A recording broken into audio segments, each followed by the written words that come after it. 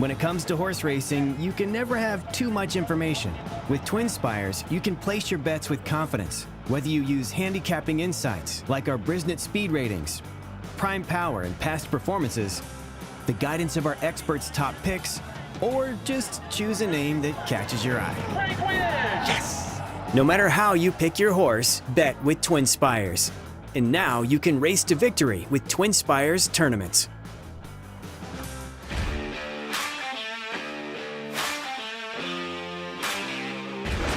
Welcome to an early edition of the TwinSpires Jury. We're moving it up a few days because of Thanksgiving on Thursday, and we want you all to spend time with your families or watching the races. I'm Ashley Anderson here with James Scully and Darin Zoccali, and we're talking our best bets and fades all at Churchill Downs for closing week. So James, I will start things off with you. Happy early Thanksgiving, and tell me what your best bet of the week is. Well, happy Thanksgiving, Ashley and Darin. And my best bet of the week is going to be number 3, Camp Hope, in Friday's 6th race at Churchill Downs.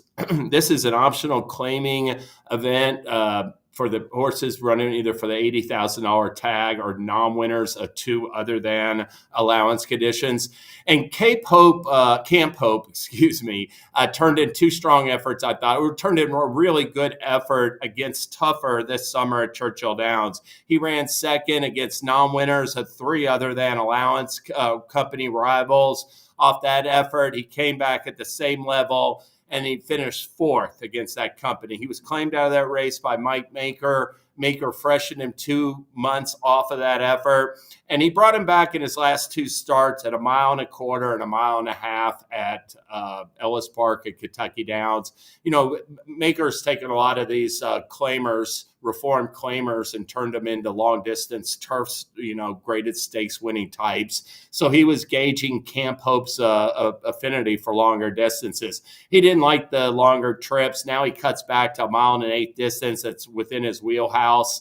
And he's running against non-winners of 2, optional claiming non-winners of 2 other than company. So I don't think this company is as good as he faced in June. And I think that he's going to be geared up for a top showing for Maker or 3rd off the claim. So I think some of the other short price horses on the morning line too, I could punch holes in their cases. And I really like Camp Hope to show up in this race 6 on Friday with a big effort. And I know Darin has the morning line favorite for his fade of the week, so we'll hold off and talk more about this field in that section. And Darin, let's talk your best bet. Yeah, race number 10 on the Thanksgiving card, interesting card to say the least. And a bit of a price here with number 2, Gold Brick. 8-1 in the morning line in this entry-level allowance. Gold Brick is coming out of a race that I think was a really good tightener for this, where he finished 5th that day against a very strong group of runners led by the winner, Harrodsburg, Senior Officer, Attaché, all proven commodities in that field. As high caliber individuals. And that was this horse's first start in 9 months. The previous try was a win over a sloppy seal track, breaking his maiden at Oaklawn Park. And I always respect any horse who's able to break their maiden in a maiden special weight at Oaklawn Park. That is a very strong meet. These races are very contentious. And I love races like this where you have 2 horses battling to the wire and it's a long ways back to the 3rd place runner. It came out of this race, obviously, with a bit of an issue, went to the sideline. And that last race, going 6.5, is just the absolute perfect tightener for this. He's now 2nd race back off the layoff for trainer Brett Calhoun, which is a 21% move. Francisco Arrieta, who rode this horse to his victory 2 starts back, is back aboard. And I think that we're going to see much improved performance here on the stretch out back to the 1-turn mile. So for me, Gold Brick is an extremely inviting proposition at that 8-1 morning line. Y'all both went 8-1, and my best bet is a shorter price this week. I am going with number 7, Manushka, and this is the Mrs. Revere at Churchill on Friday as well. Same as James' best bet, same card. And this is a 1.16 miles on the turf. A 3-year-old filly by Star Spangled Banner who won her U.S. debut for Brendan Walsh last out at Keeneland. And if you watch this trip that she got, it was not a very smooth trip whatsoever. She broke a step slow from the far outside, bumped a rival, settled at the rear, and then ran along the inside, saved ground around the far turn, but had to find room between horses, then got up to win by 3 lengths. So the fact that she won by 3 lengths, despite the way this race started, very impressive for her U.S. debut, and I'm expecting with a smoother ride, even better numbers. She had a 105 late pace rating in this particular race, and then it was an 86% speed figure overall. I'm looking for her to, second start for Brennan Walsh here in the U.S., have a huge performance here. She's faced Group Company over in France and now going to get a chance in a graded stakes here in the U.S. So that's my top pick in this race at 9-2. She went off even money from post 11 against in an 11 horse field in her first U.S. start last time. I agree, that was very impressive, and I agree with what Darin said. Harrisburg, he won that allowance race that Goldbrick is coming out of, but he came back and ran a really big second to Banishing last Saturday. I think Senior Officer could still really be good for Brad Cox. So I like both your picks. I'm not sure you'll get 9-2 in this field with Manushka, but off of that debut effort, she's got a big chance. Yeah, I'm wondering, go ahead, Darin. I was just going to say, I think it comes down to how much people are going to buy into Kehoe Beach off that wire-to-wire win. I don't think that was the strongest field in the world at Kehoe Beach that day. And to be honest with you, I was much more impressed with the effort that Manushka gave. And Manushka kept pretty good company overseas as well. That Group 1 effort where she was beaten only 4 lengths at Longchamp in May behind a couple of really strong runners, especially Kathmandu, who's a legit European Group 1 filly. That's just extremely strong competition, and wouldn't be surprised at all if she bounces right back here with another victory.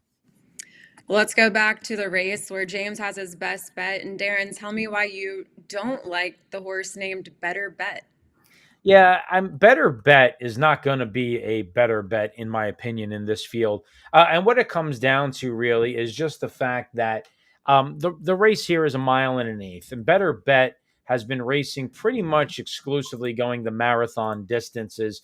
And those are almost specialist type races, and they don't always translate when they shorten up to these 9 furlong events. On top of that, you don't know if this horse is going to offer the same closing kick when he's got to really step up his game and start rolling much sooner in the race than he does in previous tries. Now, Better Bet in this particular race that you're about to watch here does come from out of the clouds to narrowly miss. I mean, he's not even in the picture yet, and here he comes flying on the outside. But again, this is the end of a 1.5 mile race where a lot of the other horses are tired. In a 1.1 mile event, that turn of foot has to be much more electric, and it has to be much faster in the race and much earlier in the race than what Better Bet has previously had to do. He has won at 1.16 miles, but that was in maiden company. So I question his ability at 1.1 miles. And on top of which, there is some speed in here where I'd rather be blessed. Liar's Poker has a little bit of speed, but a lot of horses in here that could be considered leading contenders are all looking for the same trip, and that trip is to come from pretty far out of it. So with all those angles put together, I think Better Bet is a worse bet in the race allowance at Churchill. Well said. Not quite as good as your musical soliloquy last week. Well, maybe next week you'll find a way to work in some musical references. James, what about you? What's your fate of the week? My fate of the week is going to be number 6, Implicated, in Thursday's Cardinal Stakes. It's a 1.8 mile test for fillies and mares, turf test for fillies and mares. And my deal with the Implicated is if this race was at 1 mile, maybe even 1.16 miles, she definitely would give her a chance to rebound off of just 2 dreadful performances. I think it's fair to question her current form off of 10th and 11th place efforts in her last 2 starts, where she was only able to beat one respective horse in each race. But more importantly, is this 1.8 mile distance. She's trying to rebound off of bad performances at a distance that she's never won at. And last year, when she was going good, I mean, she had won 2 races in a row. They tried her. The only time she's tried a 1.8 mile distance Implicated was a 6-horse allowance field at Aqueduct, and she ran 4th at 4th at like 3-1. Right off of that race, she came back and won the Grade 3 Pebbles at a mile. Implicated is a miler, and until she proves differently, I don't want to be playing her at short odds at a distance that she's unproven at, especially off of those recent efforts. Yeah, I agree with you. I mean, last 4 all at a mile since transferring to Brendan Walsh, so I would want to make her prove it to me as well. And as far as my fate of the week, I'm going with Tarifa in race 9, the Fall City Stakes on Thanksgiving Day. And this is, a horse that you may recognize from the Kentucky Oaks, was the top points earner on the leaderboard and was the morning line favorite, but went off around 5-1 in the Oaks. And at Churchill Downs, she hasn't been able to finish in the money in her 2 prior tries at Churchill. Now, last out, she did win gate to wire in the Mother Goose, a Grade 2 at Aqueduct. Only faced 4 rivals on that day and normally doesn't go for the early lead, but based off of, the short field and the way that race shook out, that's the trip that she got that day. That's not the trip she's going to get here in this race. And so looking at her recent speed figures, her class ratings, we have some other short priced horses in this field that I think have a better shot. I think Musical Mischief at 2-1 coming off a huge Brisnet speed figure as an upset winner of the Locust Grove. You also have Loved in this field. A couple other runners that I think, there's actually the one horse in this field is cross-entered in another race later this weekend, but I think has a better shot on the dirt here in the Falls City and could be an interesting play as a long shot with a huge closing kick. It's Neon Icon at 15-1. So I'm going to play against Tarifa, especially looking at the fact that she doesn't seem to run well at Churchill. She did her best work at Fairgrounds earlier this year. So playing against that very, very short price. Yeah, there have been horses historically that struggled at Churchill Downs. Probably none more prolific than Skipaway, who just could not run over that racetrack. Now, granted, I'm dating myself pulling the Skipaway out, but I mean, we've seen horses run poorly over that track and just consistently do so. Her previous effort prior to the Kentucky Oaks wasn't terrible, but certainly not one of her better performances. And now she's facing older fillies and mares, for the first time in here. And there's a couple of horses that are sharpening up right now, like Pennoir Enclosure, who was beaten favorite behind Pennoir last time. Do think there are some other viable options here than settling on the 3-year-old filly. Well, before we move on to what else is going on this weekend, Darin, what promos and tournaments do we have going on? Yeah, we have the final week of racing here at Churchill Downs that we've been talking about. And one of the more popular promotions that we've done in a while is this $3,000 daily pick 3, hit it and split it. You hit 3 pick 3s on the card and you're opted in. You share in $3,000. It could be any pick 3s. Doesn't matter if they're in the same race, combination of different races, whatever it may be. You hit 3 pick 3s. You're opted in. You're sharing in an extra $3,000. Last chance to get in as that runs through the end of the Churchill Downs meet on Sunday. Fairgrounds is underway. We got a great offer on Saturdays there. The 2 million points, late pick 5, hit it and split it. So very simple. You opted in, you hit the late pick 5, you're sharing in 2 million TwinSpires rewards points. I've never seen a rewards balance that high on my TwinSpires account. And you have an easy way to get there if you take part in this great offer with the Fairgrounds now underway. And Gulfstream Park is heading into their winter meet, their championship meet as well. And we're going to get them off on the right foot as well with a late pick 5, hit it and split it on the Gulfstream Park cards on Sunday. So this will help you support that Sunday racing. $2,500 late pick 5, hit it and split it. Gulfstream Park Sundays in December. So we got a big hit it and split it theme on today's jury show. And also don't forget this Saturday coming up, another big one of our tournaments. We have a KDBC qualifier, $400 buy-in. It's a great opportunity to get involved and get yourself into the Kentucky Derby Betting Challenge early on in the process before everybody else really starts piling on and these things become a little bit harder to earn those entries.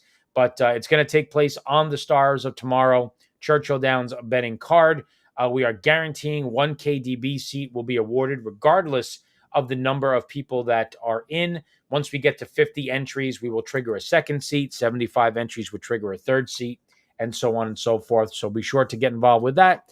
And there's still a couple of feeder contests this week along the way to try to get into that qualifier at a discounted price. Go to the TwinSpires tournament page, see all the fun stuff we have lined up. And we also have Pool 2 of the Kentucky Derby Future Wager opening on Thanksgiving Day.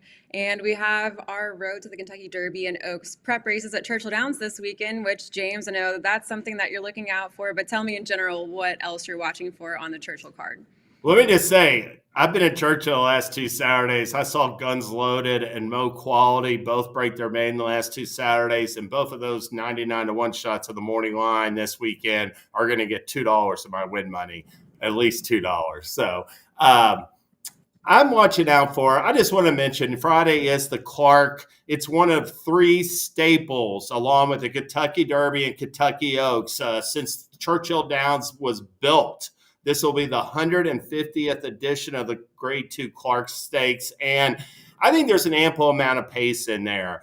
Most Wanted is a front-running type of 3-year-old that's really on the improve for Brad Cox. He's going to be forwardly placed even if he isn't on the lead. Number 9, Cook Creek, is going to be committed to the front. He got one way to go, and that's, on the front end.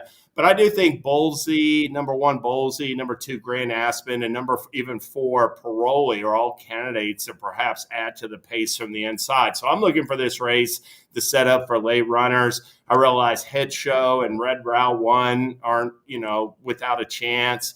But the 2 I'd focus on is Rattle and Roll, who looks poised to improve upon his comebacker in his second start back this year for Kenny McPeak. He's a multiple stakes winner at Churchill Downs.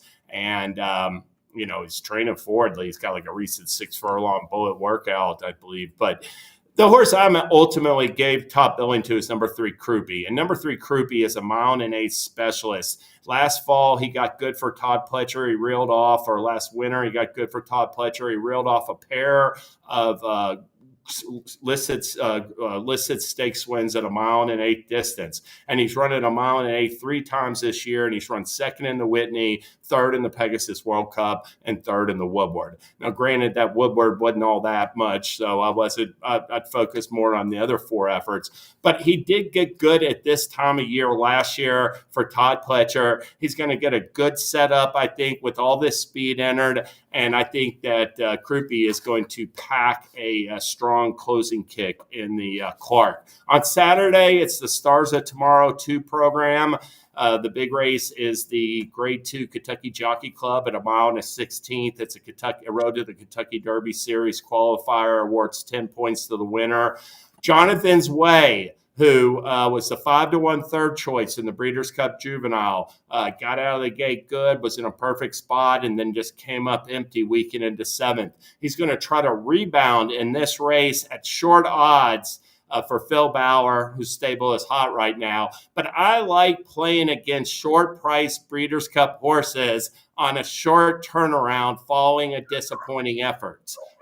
If you run well and you come back again before the end of the year, it's one thing. But Jonathan's Way did not run well. And the other thing I'll say about him is 2 starts back in the Iroquois, he had everything his own way on the front end. This Kentucky Jockey Club has Clock Tower, First Resort, possibly even Redacted showing speed. He'll get no easy trip on the front end. And I look for Tiz-tastic, who switched the dirt last time in the street sense and ran second to Sovereignty, who I thought ran a huge race that day. I look for him to improve in his second dirt start back for Steve Asmussen. I give him the edge in the Kentucky Jockey Club on Saturday. You get 50-1 on Tiz-tastic and Pool 2 right now as well. I mean, that's the morning lines for that. But Jonathan's Way is 20-1. So would you take 20-1 on Jonathan's Way? No, he's not going to be in the Derby. He won't be in the Derby this year. I mean, I wouldn't take a 20-1 on any horse 6 months before a race. I just, Phil Bauer said it perfectly in the notes. I mean, he's not running Jonathan's Way because he's tearing the bar down and he needs another race. He wants to know what to do with this colt at 2025. He's got to gauge his ability at 2 turns, and based upon the juvenile, I'm willing to play against it short odds. If he just over muscles this group, it's just too good for him. It's one thing, but I do think he's going to be better at middle distances. Darin, you're focusing on the fillies race for the Road to the Kentucky Oaks. So tell me about the matchup that you're intrigued by. Yeah, in the Goldenrod, it's a pair of Brad Cox fillies, and neither of them could look better. Eclatant versus Good Cheer. Out of the two, I suppose you have to give a bit of the advantage to Good Cheer, given the fact that she's run 3 times. She's run all three around 2 turns, and she has won these 3 races by a combined 30 lengths. So there's no question about her precocity. There's no question about her ability. She is a big, gorgeous-looking daughter of Medaglia d'Oro. Her damn wedding toast was a spectacular runner. She has produced 2 stakes winners as well. I mean, this is just a profile of a filly that has every right to be a superstar. And all indications so far are that that's exactly what she potentially could be. She is facing Eclatant, who's stretching out for the first time. She is by Into Mischief out of a Scat Daddy mare that has produced a stakes winner and 3 winners from 4 starters. I think based on pedigree and based on past performance, you'd have to be a little bit more confident in Good Cheer in this event around 2 turns. But Brad Cox has got to find out one way or another what type of filly Eclatant is going to be. Has to figure out if she's going to be a type that's going to relish sprinting or if she can get 2 turns. I would imagine that this will probably be, if she can get 2 turns, the only time these two will face each other until a potential showdown in the Kentucky Oaks, because Cox is very good at separating these 3-year-old fillies and 3-year-old colts on the road to the Derby and Oaks and moving them around between Oaklawn and Fairgrounds and so on and so forth as we get to that stage. So I think it's an extremely intriguing matchup. I think the fact that they're barn mates makes it even more intriguing. And, either of them could be any kind. But, I give the nod to Good Cheer. I think she's one of the leading candidates right now in terms of the race for, who's going to be the best of this 2-year-old filly group. And he also has immersive. So I don't know if I've ever seen a trainer this loaded with one group of runners before. But it's going to be an exciting addition to the Goldenrod. He's got more than that. He's got Stunner. Yep. Yeah, there's a lot. There's a lot of fillies in his barn. I mean, he could literally have like 5 horses in the Oaks next year. Yeah. It wouldn't shock me. He could have the whole field. The Chad Brown of 3-year-old filly dirt racing next year. That's true. It's a good analogy. Yeah. Well, I will talk about I will talk about a race that has way less history compared to the races you all have mentioned. The Cherokee Mile is a brand new race at Churchill Downs, and it is on closing day, which is December 1st on Sunday, and it drew a very exciting field, in my opinion. We have 3 Technique, who's coming back after racing in the Breeders' Cup Dirt Mile, and then 2 back won the ACAC at Churchill Downs. We also have Bill Mott with Scotland, and we have Rocket Can, who you may remember from the 2023 Kentucky Derby. Plus, we have Brunacini, who is the most lightly raced of all of these runners, who is making, I believe, his 4th career start, 2 for 3 lifetime right now, and will be stretching back out in distance after racing 7 furlongs last out.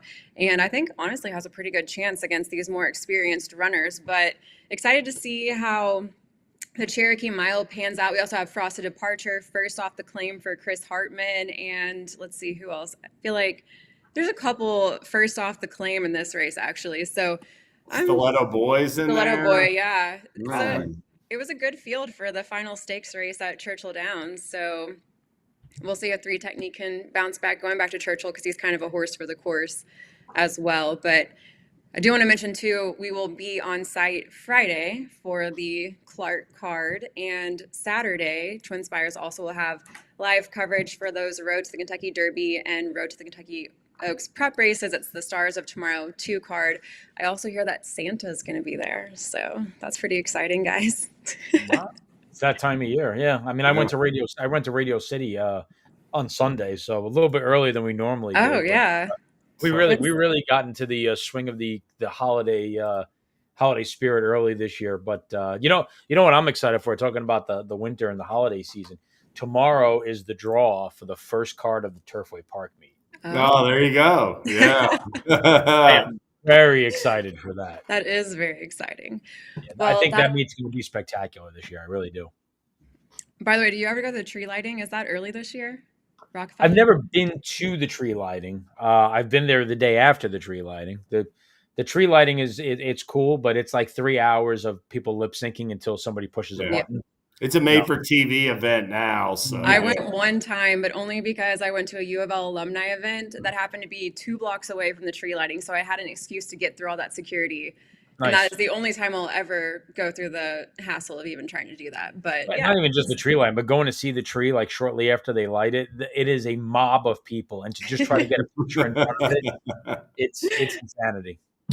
Yeah, it's worth it though. But yeah, we've time. It's worth doing the Rockefeller tree lighting. But that is all the time we have today for the TwinSpires jury. Happy Thanksgiving, James and Darin, and happy Thanksgiving to everyone watching. And we will see you next week with more best bets and fades.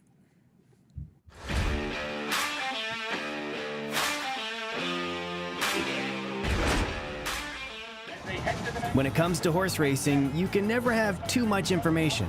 With TwinSpires, you can place your bets with confidence, whether you use handicapping insights like our Brisnet speed ratings, prime power and past performances, the guidance of our experts' top picks, or just choose a name that catches your eye. Yes! No matter how you pick your horse, bet with TwinSpires. And now you can race to victory with TwinSpires tournaments.